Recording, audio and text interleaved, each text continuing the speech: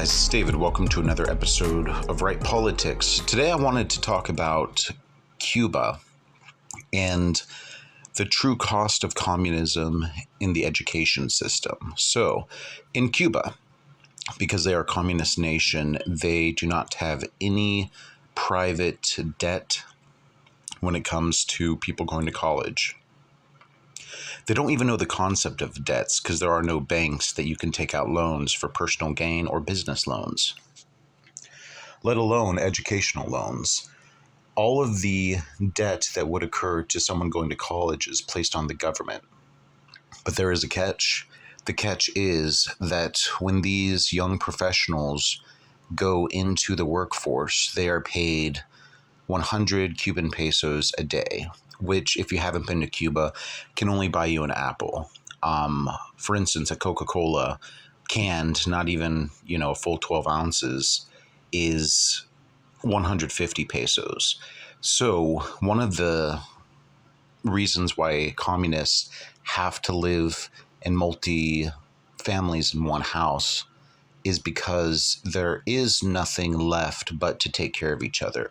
If you have someone who sells, by the way, the only way you can actually make capitalism work in a country like that is by being a street vendor, which, is still very, very strict. That's the only place where you can have an open market. As I said in one of the previous videos, that on the subject, you cannot have any private business in Cuba. It's all run by the government.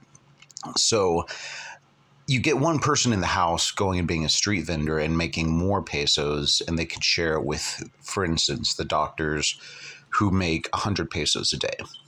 So one of the things about communism, Marxism, but especially Cuban communism, what they want is for the average man to give up his ambition of becoming successful, unique, independent financially for the betterment of mankind.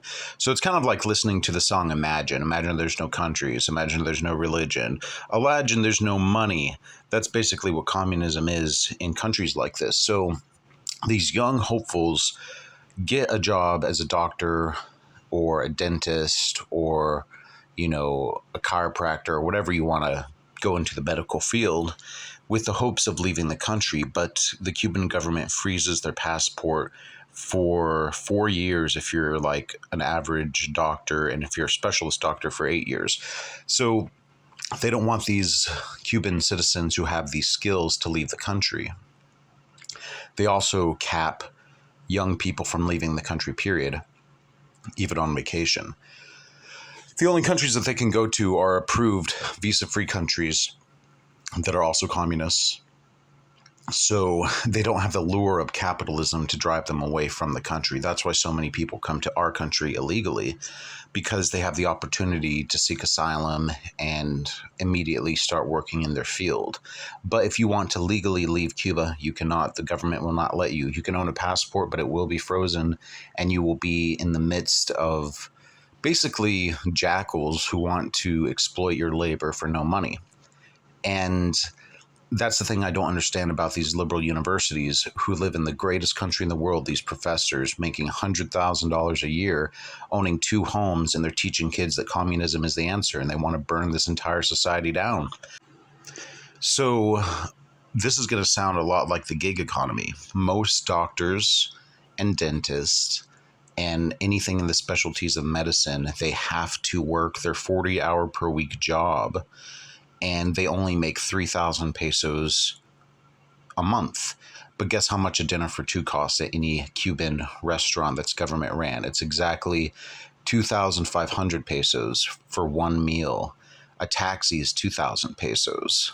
It's unbelievable how expensive things are and how low the minimum wage is. And it's a government set minimum wage, so you cannot change it. You can choose to pay your employees more, but with what incentive? And it's going to sound like America. You have to have a gig. It is the gig economy that our generation is living through is a push towards communism and communism values and social values, that you can have a 40 per hour week job and it doesn't pay enough to pay your bills, so you have to get another job. That's exactly what these doctors and dentists and lawyers have to do in Cuba. They cannot survive on an apple a day, so they have to work their job for the better of the people and then go out and sell something on the street or marketplace or change currency for their survival. So when I say that America is becoming socialist and communist, that's exactly what our government, our current government, the Biden administration wants. They want for the individual not to achieve the American dream on their own. They want for Americans to work full-time jobs and not to be able to buy a house. They want for multiple families to live in one house, and they do it through inflation, making the wages so low and the prices so high that you cannot support yourself, even as a man, even in America, even as a woman with a degree, and you cannot make it in America on your own. It destroys the ambition of the American dream, and it's something that our parents believed in, but is unobtainable for young people unless they work 70 hours a week with these gig economy jobs. So you can see that it very much mirrors the communist viewpoints.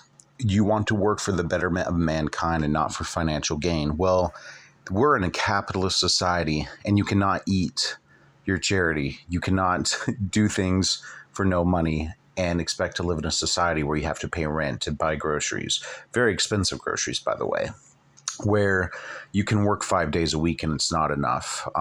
The concept of weekends are dying out. The concepts of vacations are dying out for the average American citizen who cannot afford to pay their own bills. Credit card debt is at an all-time high. People are going into debt in the equivalent of a college degree just to pay their own bills under this Biden inflation. So you have to be very, very clear what communism is and how it people to death. That's why most young people in these countries are starving, and people die of things like starvation. It's a real thing. You can have all the money in the world in Cuba and not be able to find a sandwich or the ingredients to make a sandwich. So with that said, let me know what you think in the comments. Be sure to share this video with your friends if you have any Cuban friends. See if they agree with these viewpoints. I'm really wanting to get this channel out there. I'm only doing voiceovers for now because I'm setting up a YouTube studio, and this is just the most convenient way so you guys get the best entertainment without bad graphics or effects. But anyways, we'll see you on another episode of Right Politics. The channel's been open for a month, and we'll see you in the future.